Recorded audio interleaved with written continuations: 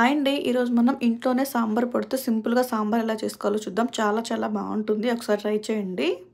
ఇక్కడ నేను చూపిస్తున్న అన్నిటిని వేయించేసేసుకోండి. తర్వాత అవి చల్లారాక 2, 3 వెల్లుల్లి రెబ్బలు వేసి మిక్సీ పట్టేసుకోండి.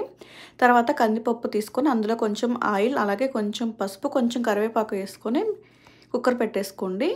తర్వాత సాంబార్‌కి కావాల్సిన ముక్కలన్నీ కట్ చేసుకోండి. తర్వాత పోపు కోసం ఒక కడాయి తీసుకొని అందులో ఆయిల్ వేసి పోపు వేసుకున్నాక మునక్కాయలు, అలాగే సొరకాయ, కొంచెం వంకాయలు వేసి బాగా మగ్గించుకోండి. తర్వాత కొంచెం పసుపు యాడ్ చేసి ఒకసారి కలుపుకున్నాక ఇవన్నీ కొంచెం మగ్గాక టమాటా యాడ్ చేసి ఒక 2 మినిట్స్ బాగా ఫ్రై చేసుకున్నాక చింతపండు వాటర్, ఉప్పు, కారం వేసి బాగా మరిగించుకోండి. తర్వాత మనం ఉడకబెట్టుకున్న పప్పు యాడ్ చేసి కావాల్సినన్ని వాటర్ యాడ్ చేసుకొని 1 బాయిల్ వచ్చాక మనం మిక్సీ పట్టుకున్న సాంబార్ పొడి 2 స్పూన్లు వేసి బాగా మరిగించుకొని లాస్ట్లో కొత్తిమీర వేసుకొని సర్వ్ చేసుకుంటే చాలా సింపుల్‌గా అయిపోయే పెళ్ళిళ్ళ స్టైల్ సాంబార్ అండి. చాలా బాగుంటుంది. ఒకసారి ట్రై చేయండి.